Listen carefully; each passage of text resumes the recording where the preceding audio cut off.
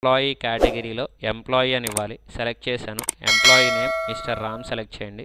ఇదిగోండి pay slip. దీన్నే pay slip అంటారు.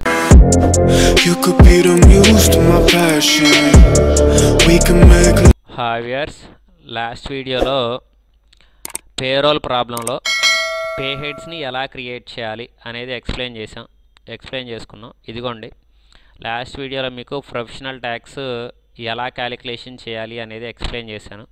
ఆ పే హెడ్ కూడా మీకు ఒకసారి చూపిస్తాను. పే హెడ్ టైప్లోకి వెళ్తే మనకి ప్రొఫెషనల్ ట్యాక్స్ అని ఇక్కడ కనిపిస్తుంది చూడండి.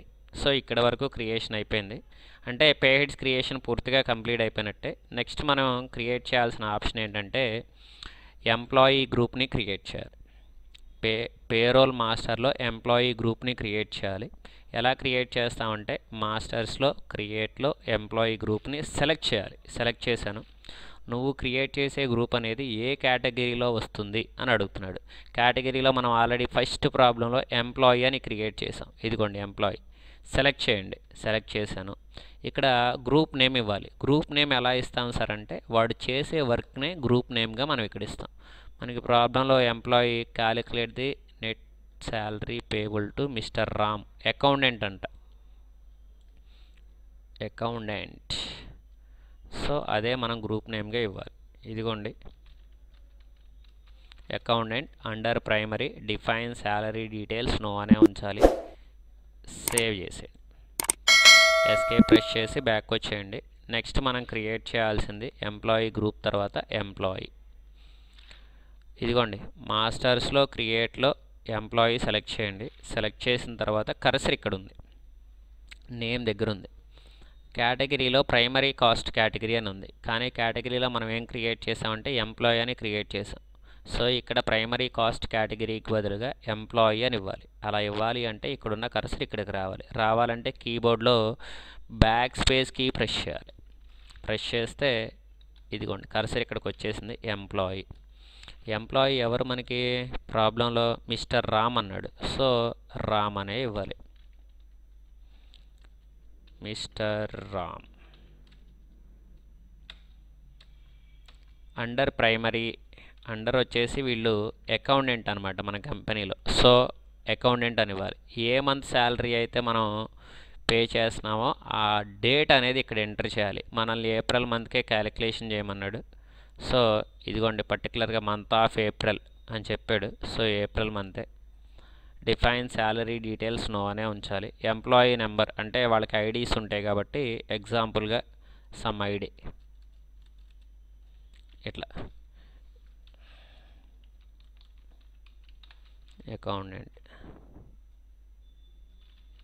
Accountant administration location mail date of birth ఏదో ఎగ్జాంపుల్గా ఇచ్చే డేట్ ఆఫ్ బర్త్ వచ్చేసి డేట్ ఆఫ్ బర్త్ ఇచ్చేసాను. ఎగ్జాంపుల్గా ఇచ్చేస్తున్నాను ఇవన్నీ.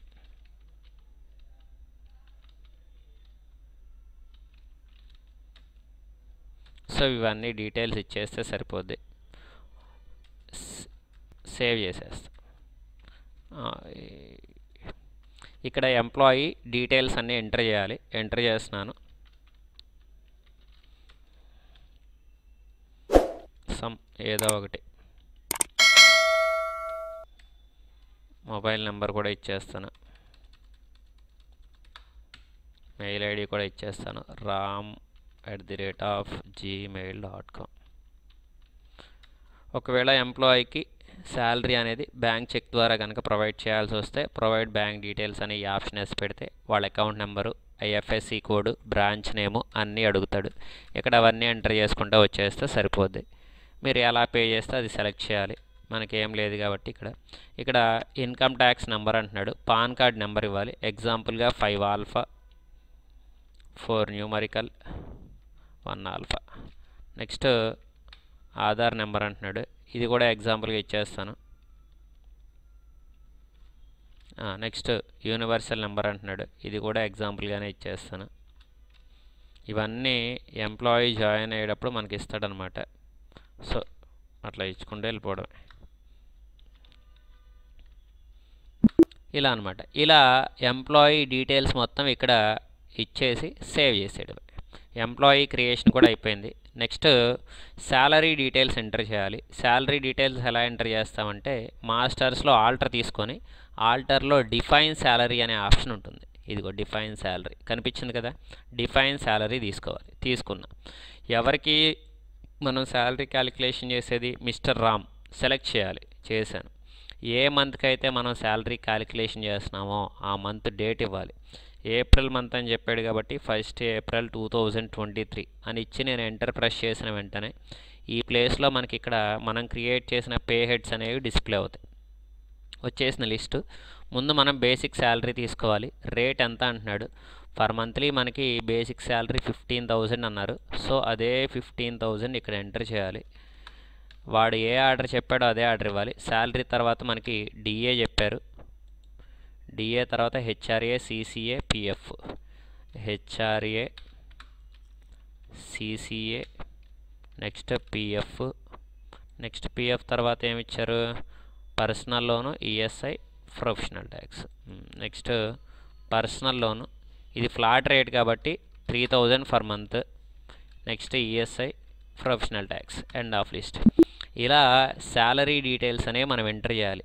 ఇక్కడ శాలరీ డీటెయిల్స్ ఇచ్చేటప్పుడు బాగా గుర్తుపెట్టుకోవాల్సిన విషయం ఏంటంటే వాడు ఇక్కడ ఏ ఆర్డర్ అయితే ఇచ్చాడో basic salary, DA, HRA, CCA, PF, personal loan, ESI, professional tax same అదే ఆర్డర్ ఇవ్వాలి.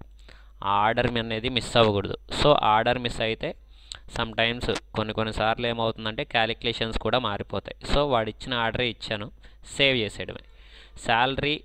శాలరీ డీటెయిల్స్ కూడా ఎంటర్ చేసేసాను. ఫైనల్గా ఇంకా వోచర్ అనేది రికార్డ్ చేస్తే సరిపోద్ది. సో ఇక్కడ వోచర్ సెలెక్ట్ చేస్తున్నాను. ఇక్కడ మనకి వోచర్ అనేది normal vouchers, payment voucher, receipt వోచర్లో శాలరీస్ అనేవి క్యాలిక్యులేషన్ జరగవు. మనకి శాలరీ క్యాలిక్యులేషన్ జరగాలి అంటే ఇప్పుడు పేరోల్ వోచర్ అనేది డిస్ప్లే అవ్వాలి. పేరోల్ వోచర్ అనేది డిస్ప్లే అవ్వాలి అంటే ఆ పేరోల్ అనే వోచర్ని ఎలా యాక్టివేషన్ చేస్తామంటే బటన్ ప్యానల్లో అదర్ వోచర్స్ అనే ఆప్షన్ ఉంది, ఇక్కడ తీసుకోవాలి. ఇదిగో పేరోల్ అనే ఆప్షన్ అయినా తీసుకోవాలి. ఇదొక ఆప్షను. లేదంటే కీబోర్డ్లో F10 ప్రెస్ చేయండి, లిస్ట్ వస్తుంది. పేరోల్ అనే ఆప్షన్ సెలెక్ట్ చేయండి. సెలెక్ట్ చేసిన వెంటనే ఇదిగో పేరోల్ వోచర్ వచ్చేసింది చూడండి. పేరోల్ వోచర్ వచ్చేసింది కదా. ఇప్పుడు ఏం చేయాలి అంటే పేరోల్కి సంబంధించి పేరోల్ ఆటోఫిల్ అనే ఆప్షన్ మనకి డిస్ప్లే అవ్వాలి. అలా డిస్ప్లే అవ్వాలి అంటే బటన్ ప్యానల్లోనే ఇదిగోండి ఆటోఫిల్ అనే ఆప్షన్ కనిపిస్తుంది చూడండి. ఇదిగోండి ఆటోఫిల్ అనే ఆప్షన్ సెలెక్ట్ చేయాలి. చేస్తున్నాను. ఇదిగోండి ఆటోఫిల్ అనే ఆప్షన్ వచ్చేసింది. Type of transaction payroll autofill. Process అంతా దేనికోసం చేస్తున్నాం అంటున్నాడు? శాలరీ కోసం చేస్తున్నాం. ఫ్రమ్ డేట్ ఇదే, మనకి టు డేట్ ఇదే. కాకపోతే మనది ట్రయల్ వెర్షన్ కాబట్టి కర్సర్ అనేది అక్కడ నుండి మూవ్ అవ్వదనమాట. ట్రయల్ వెర్షన్ కాబట్టి పైన ఏ డేట్ ఉందో సేమ్ అదే డేట్ ఇవ్వాలి. ఇచ్చాను. ఇప్పుడు అక్కడ నుండి కర్సర్ మూవ్ అవుతుంది. కేటగిరీలో ఎంప్లాయీ అని ఇవ్వాలి. ఎంప్లాయీ నేమ్ వచ్చేసి మిస్టర్ రామ్ అని ఇవ్వాలి. ఎంప్లాయీ నేమ్ మీదే మనకి పే స్లిప్ రావాలి. సో ఎంప్లాయీ నేము. క్యాష్ అకౌంట్ సెలెక్ట్ చేసిన వెంటనే శాలరీ అనేది ఆటోమేటిక్గా రావాలి, శాలరీ వాల్యూ. అలా వస్తే ఇప్పటి వరకు మనం అంతా కరెక్ట్గా ప్రాసెస్ అనేది చేసుకుంటూ వచ్చామని అర్థం. ఒకవేళ అమౌంట్ అనేది రాకపోతే మనం ఎక్కడో చోట క్రియేషన్లో రాంగ్ చేసామని అర్థం. సో ఇదిగోండి క్యాష్ అకౌంట్ సెలెక్ట్ చేస్తున్నాను. సెలెక్ట్ చేసిన వెంటనే ఇదిగోండి శాలరీ ఇదిగో వచ్చేసింది మనకి. పేరోల్ శాలరీ, ఒక ఎంప్లాయీ శాలరీ అనేది మొత్తం బేసిక్ శాలరీ ఎంత, డిఏ ఎంత, హెచ్ఆర్ఏ, సిసిఏ, పిఎఫ్, పర్సనల్ లోను, ప్రొఫెషనల్ ట్యాక్స్, ఈఎస్ఐ ఆటోమేటిక్గా ఇలా వచ్చేయాలి. దీన్ని పేరోల్ వోచర్ అంటారు. సో పేరోల్ వోచర్ అనేది శాలరీ క్యాలిక్యులేషన్ వచ్చేసింది. 19,575 అమౌంట్ అనమాట. మే మంత్లో మనం మంత్లీ వైజ్గా ఎంప్లాయీకి పే చేసేది. సేవ్ చేసేస్తున్నాను. సో ఇప్పుడు పేరోల్ వోచర్ అనేది రికార్డ్ చేసిన తర్వాత ఇది మనం పే స్లిప్ అనేది ఇవ్వాలి ఎంప్లాయీకి శాలరీ ఇచ్చేటప్పుడు. ఆ పే స్లిప్ ఎలా ఇస్తారంటే గేట్వే ఆఫ్ టాలీలోనే డిస్ప్లే మోర్ రిపోర్ట్స్ అనే ఆప్షన్ తీసుకోవాలి. ఇందులో పేరోల్ రిపోర్ట్ అనే ఆప్షన్ ఇదిగోండి ఇక్కడ ఉంది. పేరోల్ రిపోర్ట్ అనే ఆప్షన్ తీసుకోవాలి. ఇందులో పే స్లిప్ అనే ఆప్షన్ ఉంటుంది. ఫస్ట్ వన్ సెలెక్ట్ చేయండి. నేమ్ ఆఫ్ ఎంప్లాయీ కేటగిరీలో ఎంప్లాయీ అని ఇవ్వాలి. సెలెక్ట్ చేశాను. Employee name mister Ram select చేయండి. ఇదిగోండి పే స్లిప్. పే స్లిప్ అనే ఆప్షన్ ఇలా ఉంటుంది మనకి. సో ఇదిగోండి పే స్లిప్ వచ్చేసినట్టే. ఇప్పుడు దీన్ని ప్రింట్ తీయాలి. ఇదిగోండి మెనూ బార్లో ప్రింట్ అనే ఆప్షన్ తీసుకోండి. కరెంట్ అనే ఆప్షన్ సెలెక్ట్ చేయండి. ప్రింట్ కావాలంటే ప్రింట్, మనకు ప్రింట్ రాదు, ప్రివ్యూ చెక్ చేయొచ్చు. ప్రివ్యూ ఇదిగో తీసుకున్నాను, జూమ్ చేయండి, ఇదిగోండి. పే స్లిప్ అంటే ఇలా ఉంటుంది. సో దీన్నే మనం ప్రింట్ తీసి మన ఎంప్లాయీకి శాలరీతో పాటు పే స్లిప్ కింద ప్రొవైడ్ చేస్తారు. సో టాలీలో ఒక ఎంప్లాయీ యొక్క శాలరీని క్రియేట్ చేయాలి అంటే మనకి టాలీలో పేరోల్ అనే ఆప్షన్ బేస్ చేసుకొని ఒక ఎంప్లాయీ యొక్క శాలరీని ఇలా మంత్లీ వైజ్గా క్రియేట్ చేయొచ్చు. సో క్రియేట్ చేసి దాని పే స్లిప్ కూడా తీయొచ్చు. ఈ వీడియోలో మీకు శాలరీ అనేది మంత్లీ వైజ్గా ఎలా క్రియేట్ చేయాలి అనేది ఎక్స్ప్లెయిన్ చేశాను. నెక్స్ట్ ఇంకో ఎగ్జాంపుల్తో డే వైజ్గా కానీ లేదా ప్రొడక్షన్ వైజ్గా కానీ ఎంప్లాయీ యొక్క శాలరీని ఎలా క్రియేట్ చేయొచ్చు అనేది నెక్స్ట్ వీడియోలో ఎక్స్ప్లెయిన్ చేస్తాను. ఈ వీడియో కనుక మీకు నచ్చితే లైక్ చేయండి, షేర్ చేయండి, సబ్స్క్రైబ్ చేయడం మాత్రం మర్చిపోకండి. Thank you. You could be the muse to my passion. We can make